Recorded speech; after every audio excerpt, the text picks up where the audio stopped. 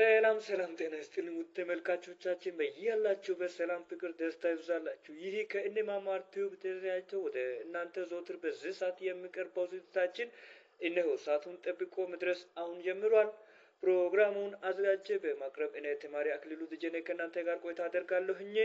እናንተም በያላችሁበት ሆናችሁ ጆሮ ሰጥታችሁ በጥሞና እስከ መጨረሻው ድረስ እንድትከታተሉን ዘንድ በአክብሮት ተጋብዛችኋል። አብሮነታችሁ አይለየን። መልካም ቆይታ።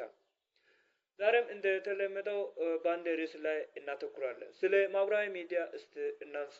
ለዛሬ ማህበራዊ ሚዲያ ሲባል ለእናንተ ምንድን ነው?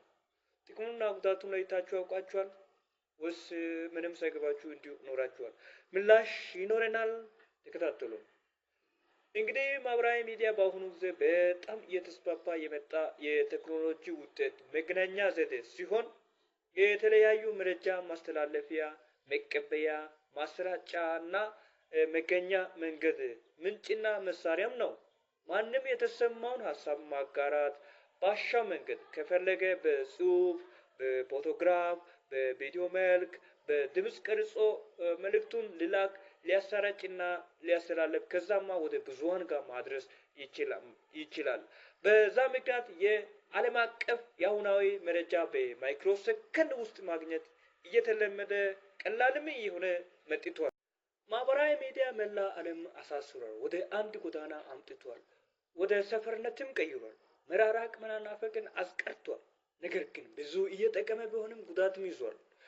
ወዳጆች ማህበራዊ ሚዲያ ከጥቅሙ አንጻር ስናይ አዘናኝ የሆኑ አስተማሪ ነገሮችን፣ ዜናዎችን፣ መረጃዎችን፣ አዳዲስ ፋሽኖችን ከሁሉ አቅጣጫ ስለ ህዝብ አኗኗር፣ ስለ ቋንቋቸው፣ ስለ ኑሮ ዘያቸው፣ ስለ አየር ንብረት፣ ስለ ኢኮኖሚ እንቅስቃሴ፣ ስለ ችግር ፈቺ ግኝቶች፣ ስለ ስፖርት፣ ስለ ማህበራዊ ፖለቲካዊና ትምህርታዊ ይዘት ያላቸው ስለ ግለሰቦች አመለካከት፣ ፈጠራ ስራቸው፣ ሙያቸውን ጭምር ምንም ሳንለፋ በቀላሉ በእጃችን ባለን ስልካችን ልናገኝ አስችሎናል። ሆኖም ግን ጥንቃቄ በተሞላበት በበሳል አይምሮ በክሪቲካሊ አስበን ካልተቆጣጠረን ጉዳቱ የከፋ እንደሚሆን አያጠራጥርም። ለምሳሌ ያህል ስድብ አዘል ወሬዎችን፣ ከወግ ባህላችን ውጪ የሆኑ አስነዋሪ ድርጊቶችን፣ ብሔር ተኮር የመጥፎ ቃላት ልውጦችን፣ የፖለቲካ ንዝርቶችን፣ ሃይማኖት ነክ ጸባጫሪ ጉዳዮችን፣ ሰላም አፍራሽ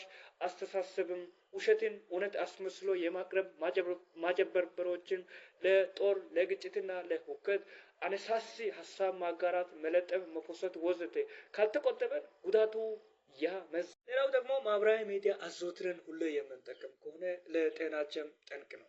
ራሳችን ለራሳችን ያለን እምነትን ይቀንሳል፣ ትኩረት ማጣትን ያስከትላል፣ እንቅልፍን ያዛባል፣ የመረበሽ ስሜትን ያመጣል፣ ለዓይናችንም ለአንጎላችን ምቾትን ያነሳል። ሌላ ማንሳት ይቻላል።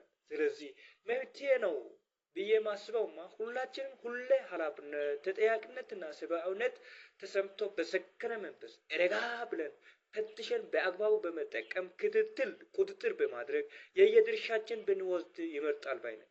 እንግዲህ ውድ ቤተሰቦቻችን፣ የተከበራችሁና የተወደዳችሁ የፕሮግራማችን ተከታታዮች፣ ነገሩ በጣም ጥልቅ ስለሆነ ሌላ ጊዜም ቀሪውን እንማማራለን። ለዛሬው ግን በዚህ ይበቃል። እስካሁን እየተከታተላችሁ ስለነበራችሁ ምስጋናችን ይድረሳችሁ እያልኩኝ በቀጣይ እስከምንገናኝ ድረስ በቸር ያቆየን። አክሊሉ ደጀኔ ነበርኩኝ። ጤና ይስጥልኝ። ሰላም ሁኑልኝ።